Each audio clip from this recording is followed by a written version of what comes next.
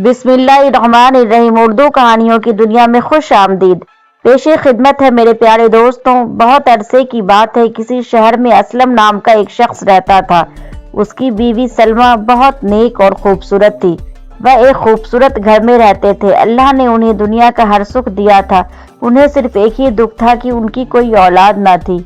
दोनों शाम को जब शहर के लिए निकलते तो प्यारे प्यारे बच्चों को खेलते देखकर उदास हो जाते। सलमा आ भरकर कहती, काश अल्लाह हमें भी एक खूबसूरत सा बच्चा अता करे। असलम उसे दिलासा देता और कहता, सलमा गम ना करो, एक ना एक दिन अल्लाह जरूर सुनेगा। सलमा हर वक्त सोच में खोई हुई रहती और घर में किसी काम में उसका दिल नहीं लगता था। उसके घर के करीब ही एक बहुत ही पुरानी हवेली थी, बहुत पुरानी और सुनसान। असलम और सलमा को उसके मालिक के बारे में कोई इल्म ना था। उन्होंने कभी किसी को वहां आते जाते नहीं देखा था। एक दिन सलमा अपने मकान की खिड़की में खड़ी हुई थी। अचानक उसे हवेली के बगीचे में गोभी के फूल नजर आए।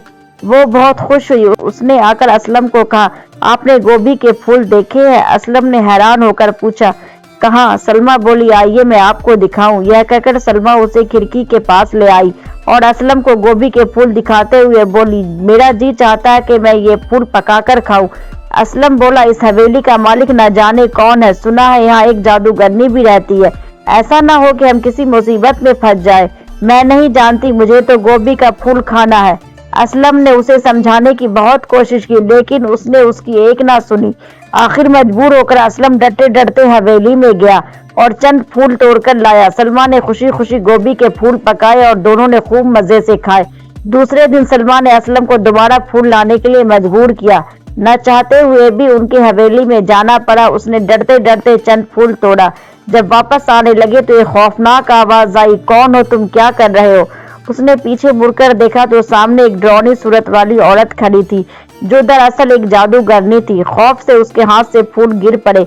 तुम्हें यह फूल तोड़ने की जरूरत कैसे हुई? जादूगरनी ने खौफनाक आवाज में कहा। असलम बहाना बनाते हुए बोला, मेरी बीवी बीमार है, यह फूल खाने से वह अच्छी हो जाएगी, इसलिए मैं ले जा रहा हूँ। जादूगरनी बोली, मैं तुम्हें एक शर्त पर फूल दे सकती हूँ। तुम्हारे यहाँ जो पहले बच्चा होगा वह मुझे दोगे।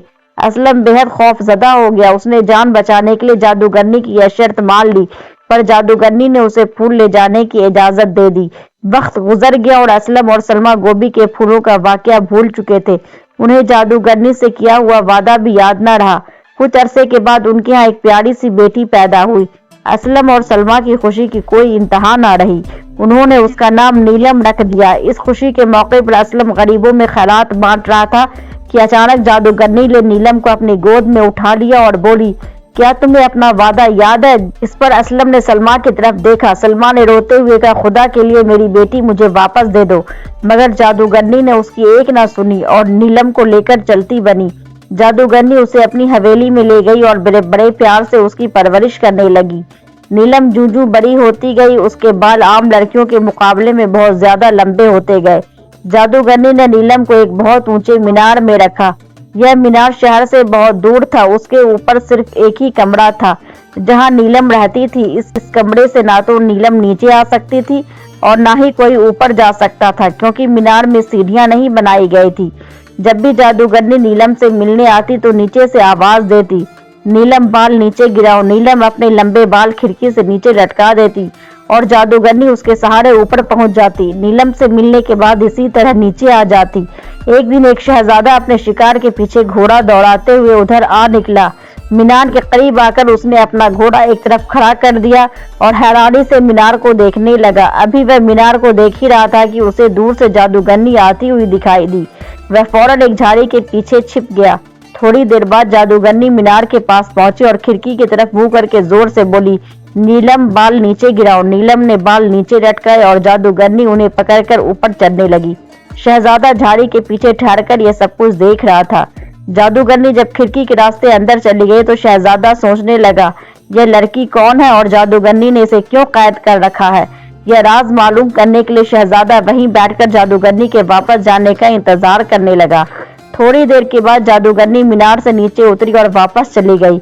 उसके जाने के बाद शहजादा मीनार के पास आया और खिड़की की तरफ मुंह करके वही अल्फाज को दोहराया, नीलम बाल नीचे गिराओ। नीलम ने फौरन अपने बाल नीचे गिरा दिए।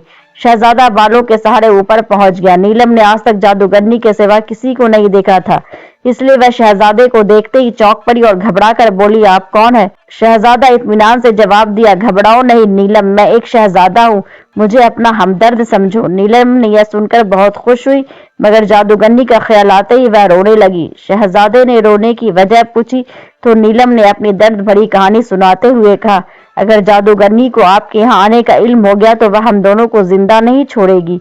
शहजादा बोला, फिक्र मत करो, मैं कल ही तुम्हें यहाँ से ले जाऊंगा। यह कहकर शहजादा वापस चला गया। जाते वक्त शहजादा अपनी टोपी वहीं भूल गया। दूसरे दिन जादूगरनी शहजादे के पहले वहां पहुंच गई। वह मेज पर पड़ी हुई टोपी देखते ही वह समझ गई कि जरूर यहाँ कोई आया है। इसने टोपी की तरफ इशारा करते हुए नीलम से पूछा, सच सच बताओ, मेरे बाद यहाँ कौन आया था?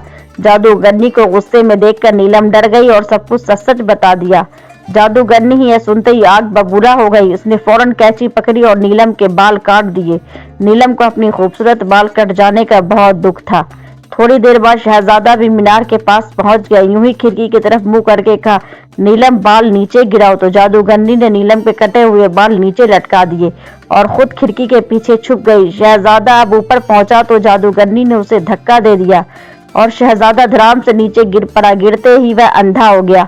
शहजादा बहुत दिनों तक जंगल में इधर उधर भटकता रहा।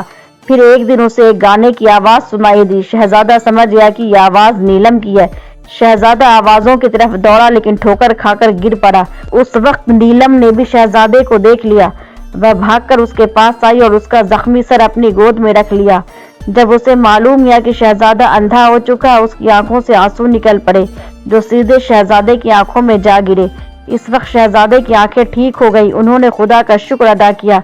नीलम ने शहजादे को जादूगरनी के बारे में बताया कि वह उस दिन से बीमार हो गई थी और मर गई। उन्होंने खुदा का शुक्रिया अदा किया। शहजादा नीलम को अपने महल में ले गया और कुछ दिनों के बाद इसकी शादी हो गई और वह हंसी खुशी रहने लगे।